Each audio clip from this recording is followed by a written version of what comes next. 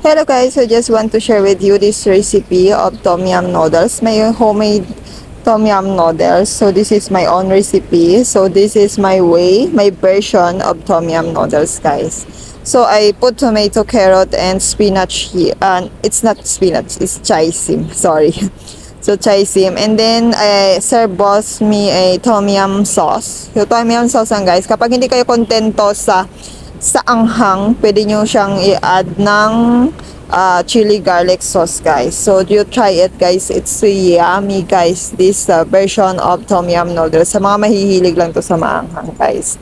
So ayan yung tom yum, may homemade tom yum noodles. So I cut the tomato kasi mas gusto ko yung may a bit of more sour din siya.